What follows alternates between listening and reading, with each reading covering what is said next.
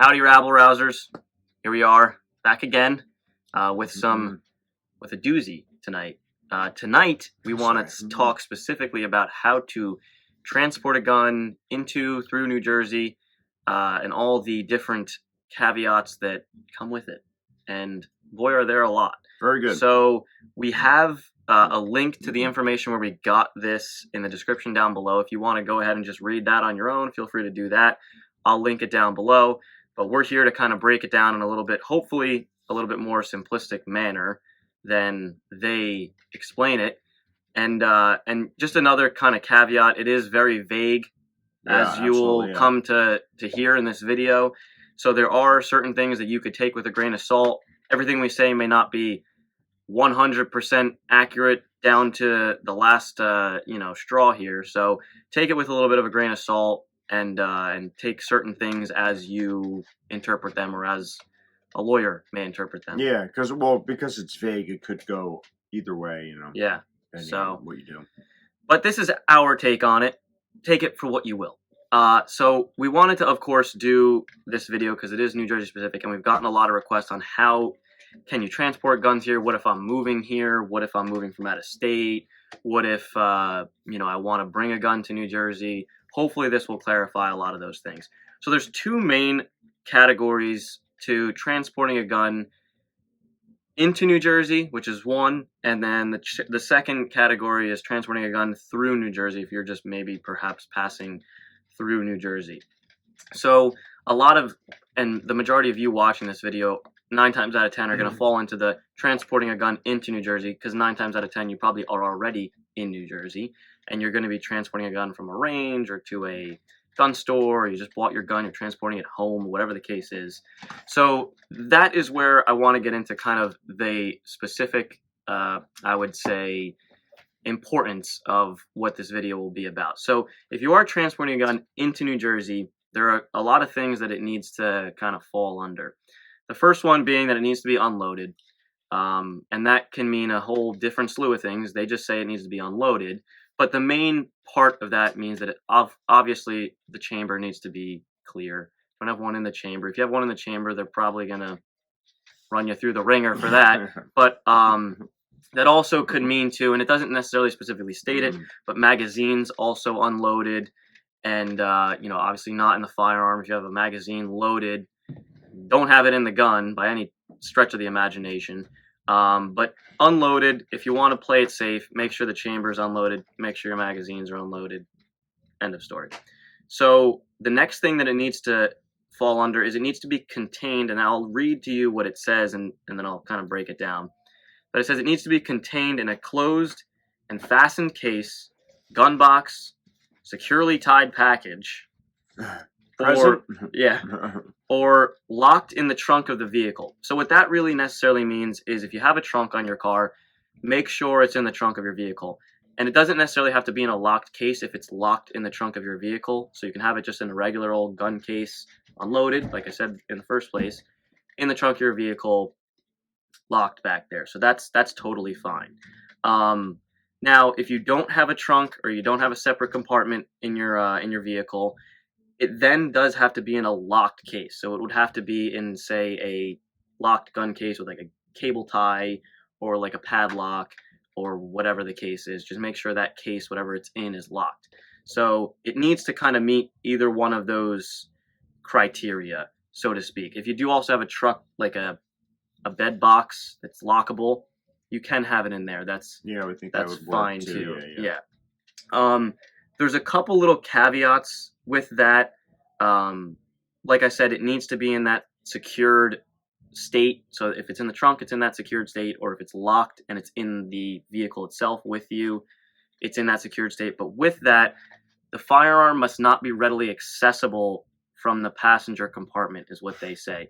So if it happens to it needs to be in the vehicle with you because you don't have a bed box and you don't have a trunk, and you lock it up, it needs to be in an inaccessible form to you. So, it's again another vague one. Just make sure it's not like sitting on the passenger seat, or it's in some sort of that would be I guess obvious Not on a rack in the back of Yeah. your pickup truck on the window like they used to, or the back window. Yeah, exactly. So it's another one Like, that's which I agree with, but you know. yeah, and we definitely don't necessarily, agree with or disagree, whatever the case is, with any of these. Yeah, but that's just what they're saying here. So it needs to, of course, meet all those. What it really comes down to is unloaded, magazines and chamber. Make sure it's in the trunk of your vehicle, in a gun case, or whatever the case is. And if you don't have a trunk, make sure it's in a locked container, away from your reach, I would say. But with that, the only other thing that I will say is the ammunition must also be separated from the firearm. So make sure that the ammunition is in another component of the trunk, or in another bag, or in another, separate from the gun. So the last thing that it needs to meet as far as criteria goes, or not the firearm itself, but when you are traveling, what they state is you can only be traveling only to include deviations which are reasonably necessary.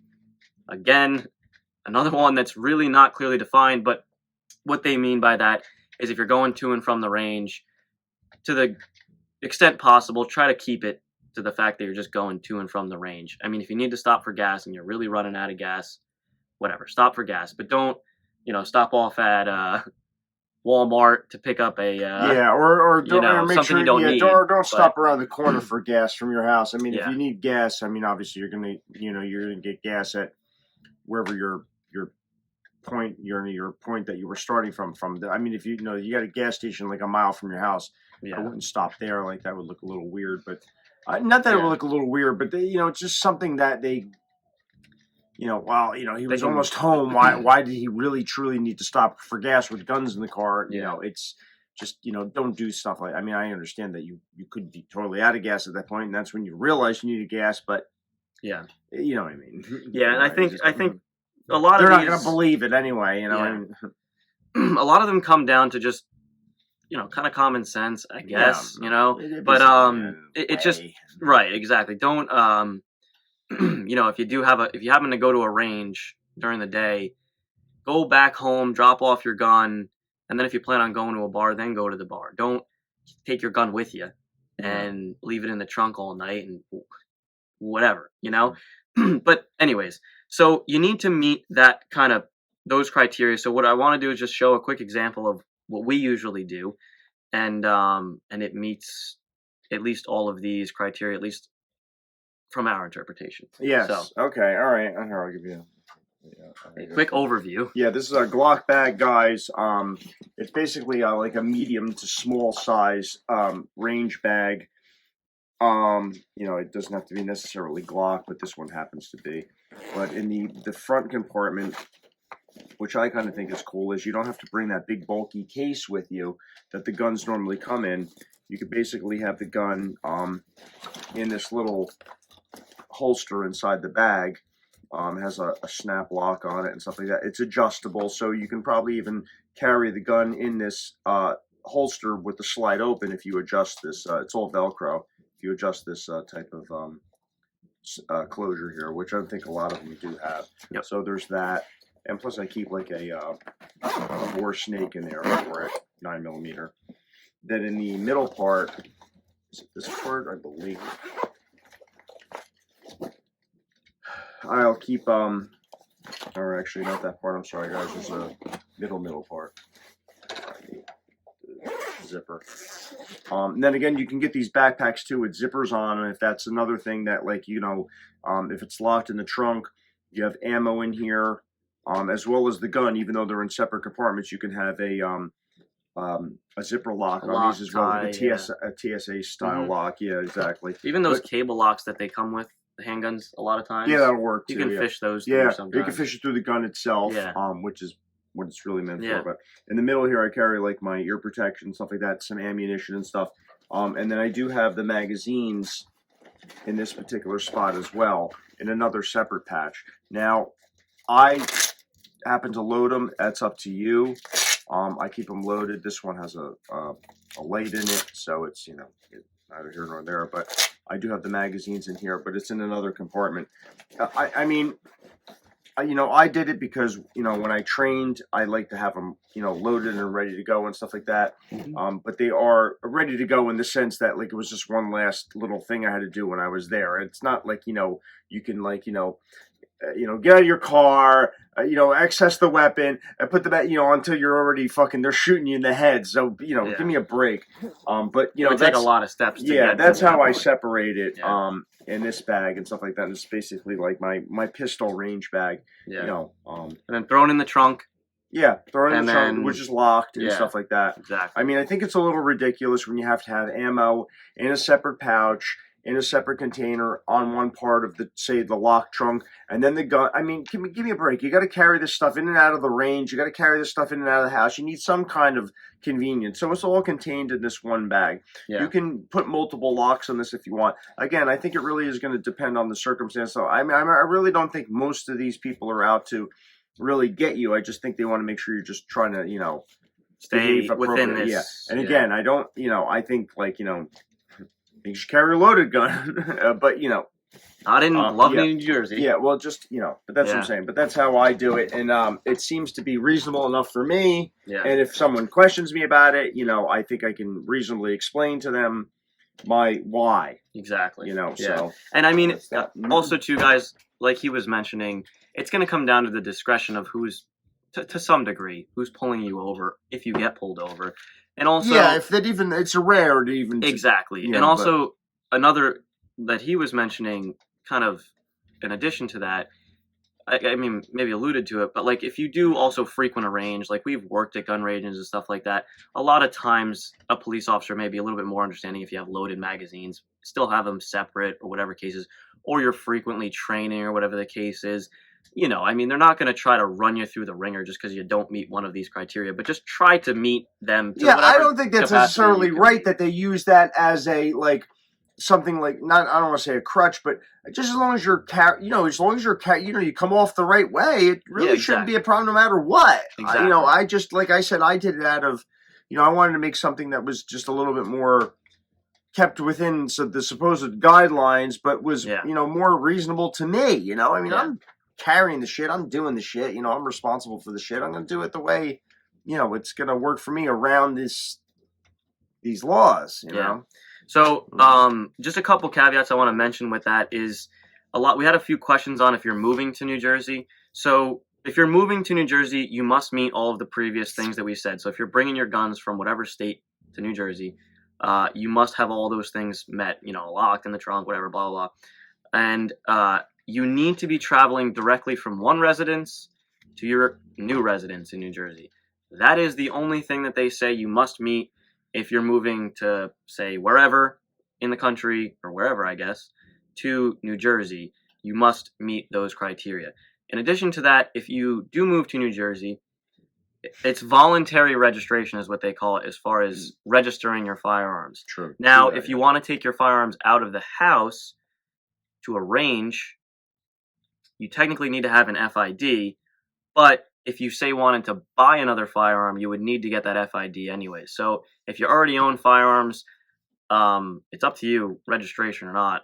I mean, I wouldn't. You already got them registered. But somebody already knows about them. Exactly. But as far as buying another firearm or transporting them to a range or something like that, get your FID because you're going to need it 9 times out of 10 anyways. But another quick caveat that we've gotten questions in the past, if you want to transport family members' guns, you cannot do that unless you have a legal basis for doing that. And that can mean a whole slew of things. I'm not going to get into that whole thing because that's another rabbit hole. Or maybe fulfilling a will. Exactly. If somebody passes, or if say, for example, you have you're transporting illegal guardians' firearms and you happen to have to drop them off at the range and you have to bring them back. There's weird things with that, so won't get too into that. But 9 times out of 10, you can't just take, dad's shotgun good reason. Out. Yeah. But anyways, the only other thing I will mention with traveling a gun into New Jersey is if you are coming from out of state, say Pennsylvania, New York, and you want to shoot in New Jersey, you have to be going directly from your residency or wherever you lawfully started your trip to to either a range or to hunt and going directly back. So you can't be like the other caveat that we mentioned, going from here to there and to a friend's house and this and that and the other thing. You need to be going directly to do that and directly back. So I know that was a lot, and it was a lot to kind of wrap our heads around. But that was kind of the first part of this, traveling and transporting a gun into New Jersey. And the second part that I wanted to mention is transporting a gun through New Jersey. And it's not as convoluted as I mentioned before, except you need to be in that configuration above at any point that you're traveling in New Jersey. So if you're traveling through New Jersey for whatever reason, you're moving from the Carolinas up north, and you want to bring your guns with you, you need to have those previously mentioned criteria already met. So it needs to be locked, ammunition separate, blah, blah, blah, this, that, and the other thing, once you enter New Jersey. Now, once you enter New Jersey, and I guess even before you probably had left, you should have, maybe done some research. But what they say as far as New Jersey law goes, transporting guns through New Jersey, you don't necessarily have to have New Jersey compliant guns, because if you're transporting, say, a AR-15 from South Carolina up to wherever, and it's not necessarily a New Jersey legal configuration, it needs to meet this criteria here where it says lawful possession of the firearm in the state that the journey began, as well as lawful possession of the firearm in the state that the journey will end. So long as your gun is legal in Gotcha. X state that you started and Y state that you're going to be you're going to be ending, as long as you're traveling through New Jersey and it meets those other criteria that we mentioned, you're 100% fine. Meaning if you're driving up from, say, South Carolina with an AR with a flash hider, and you stop in New Jersey, that's illegal. But if you go over into Pennsylvania, it's not illegal. Exactly. Okay. Exactly. All right. Whatever. That's that interstate commerce kind of clause, whatever. Yeah. Yeah. They can't really. I mean, if you stop for gas or something like that, you needed gas. That other thing, that I mentioned, unless reasonably necessary, you needed gas. Well, you can't continue unless you get gas. So that's really the only caveat with traveling through New Jersey. And the only other thing is, with that, you need to be transporting it for a lawful purpose. So, like we said before, if you're going to a range in, I don't know, New Hampshire, and you're coming from South Carolina for whatever reason, that's a lawful purpose. Or if you're moving, that's another lawful purpose.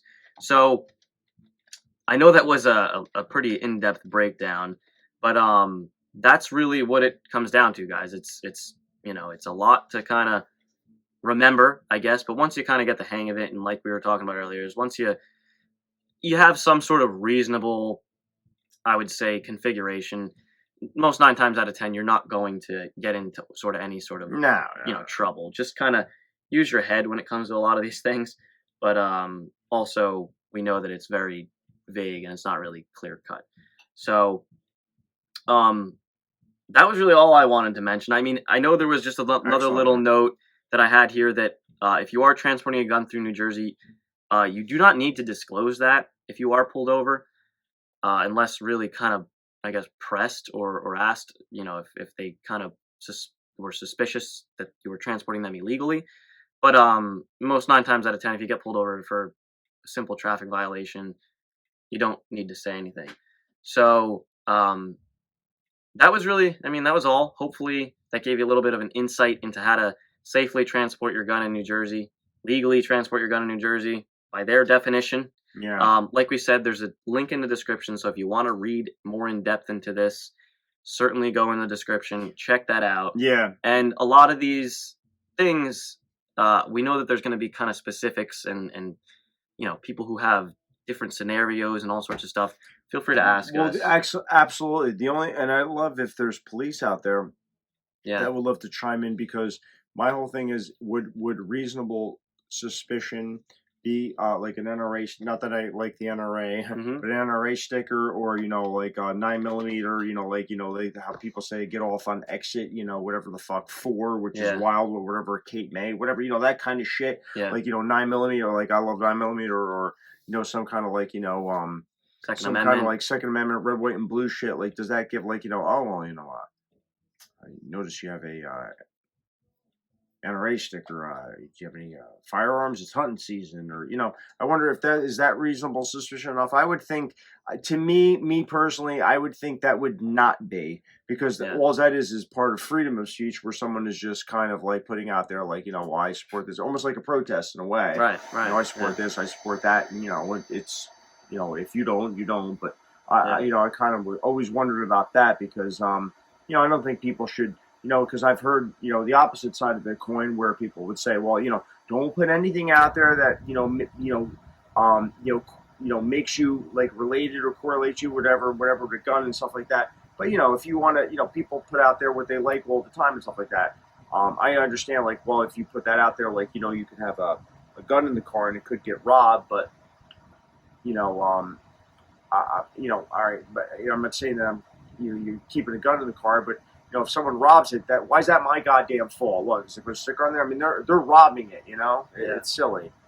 So just that kind of stuff. I was always kind of, if there's an actual hardcore answer for that, I really don't think there is. But I think there is, but some people may not think there is. Yeah.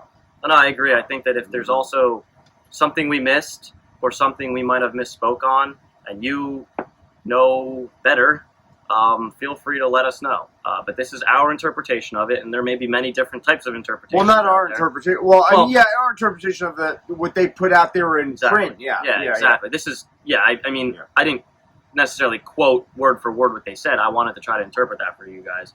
So, it's vague. It is very vague. But if there's something we misspoke on, feel free to let us know. Or if you have a question that you're not sure on, you're a new gun owner, and we're happy that we have you, feel free to let us know. So, cheers, guys, and we'll catch you in the next one. Good night, Robert Rousers.